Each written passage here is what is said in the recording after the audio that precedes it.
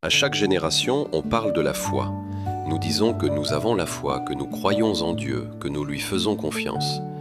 Pourtant, l'Écriture nous confronte sans cesse à une question plus profonde. Quelle foi est réellement authentique ? La Bible est claire, toutes les formes de foi ne se valent pas. Certaines sont héritées, d'autres sont émotionnelles, d'autres encore sont purement intellectuelles. Mais la vraie foi, celle qui sauve, transforme et persévère, est vivante, obéissante et solidement ancrée en Dieu lui-même. Le but de ce message n'est pas de redéfinir la foi selon la culture, mais de laisser l'Écriture définir la foi selon ses propres termes. Examinez-vous vous-même pour savoir si vous êtes dans la foi. 2 Corinthiens 13, 5. Mais où la vraie foi commence-t-elle réellement ? Commence-t-elle avec nous ou avec Dieu ? La foi biblique ne commence pas par l'homme qui cherche Dieu. Elle commence par Dieu qui se révèle à l'homme. Ainsi, la foi vient de ce qu'on entend, et ce qu'on entend vient de la parole de Christ. Romains 10, 17. La vraie foi est une réponse à la révélation de Dieu, sa parole, ses promesses, son caractère. Elle n'est ni optimisme aveugle, ni pensée positive. Elle est une confiance enracinée dans la vérité. Quand Dieu parle, la foi écoute. Quand Dieu révèle sa volonté, la foi répond. C'est pourquoi l'Écriture ne sépare jamais la foi de la parole de Dieu. Une foi qui n'est pas fondée sur la vérité révélée devient de l'imagination et non une véritable croyance.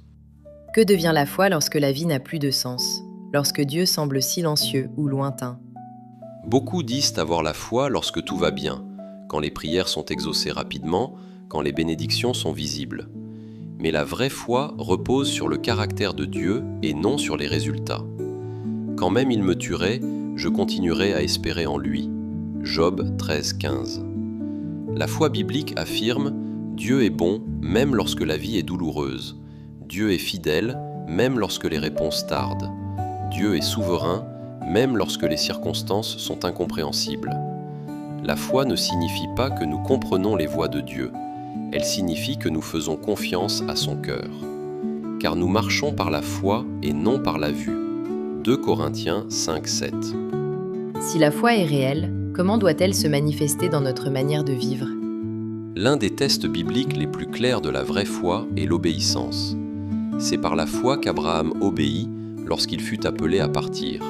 Hébreux 11, 8. Abraham n'a pas obéi parce que le chemin était facile ou prévisible.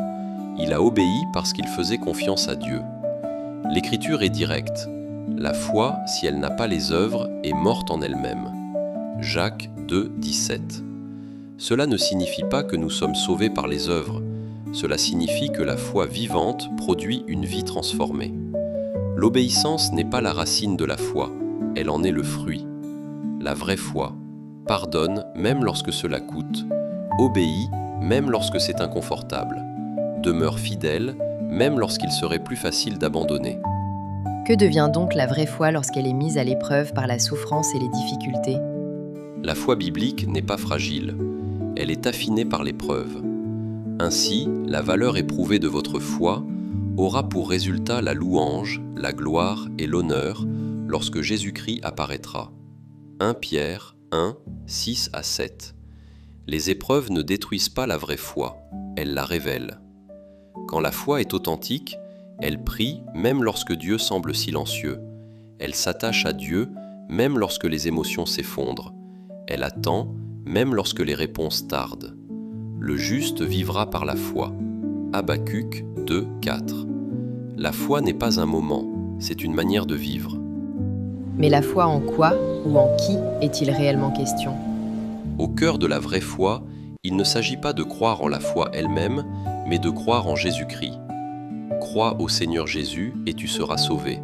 Acte 16, 31. La foi salvatrice consiste à faire confiance à ce que Christ est, le Fils de Dieu, à ce que Christ a accompli, sa mort et sa résurrection, à ce que Christ promet, le pardon, une vie nouvelle, une espérance éternelle. J'ai été crucifié avec Christ, et la vie que je vis maintenant dans la chair, je la vis dans la foi au Fils de Dieu. Galates 2, 20. La foi nous unit à Christ. Elle transforme notre identité, notre but et notre destinée. Si la foi nous unit à Christ, Qu'est-ce que cela devrait changer dans notre vie quotidienne? La vraie foi ne nous laisse jamais inchangés. Si quelqu'un est en Christ, il est une nouvelle création. 2 Corinthiens 5, 17. Cette transformation n'est pas une perfection instantanée, mais une nouvelle direction, de nouveaux désirs, de nouvelles convictions, un nouvel amour pour Dieu et pour les autres. La foi façonne notre manière de parler, de vivre, de persévérer et d'espérer. La vie de foi n'est pas une vie sans combat, mais une vie solidement ancrée dans les promesses de Dieu. La vraie question n'est donc pas de savoir si nous parlons de la foi, mais si nous vivons par la foi. La vraie foi n'est pas une apparence religieuse, c'est une vie entièrement abandonnée à Dieu. Posons-nous honnêtement ces questions. Est-ce que je fais confiance à Dieu lorsque l'obéissance me coûte? Est-ce que je suis Christ lorsque le chemin est étroit? Ma foi façonne-t-elle ma manière de vivre ou se limite-t-elle à une confession de parole? Or, la foi est une ferme assurance des choses qu'on espère, une démonstration de celles qu'on ne voit pas. Hébreux 11, 1. Voilà la vraie foi, faire pleinement confiance à Dieu, suivre fidèlement Christ et marcher chaque jour dans une dépendance obéissante envers lui. Seigneur, donne-nous une vraie foi, non une foi empruntée ni superficielle, mais une foi vivante. Apprends-nous à te faire confiance, à t'obéir et à marcher avec toi, même lorsque le chemin n'est pas clair. Fortifie nos cœurs afin que nous vivions par la foi et non par la vue.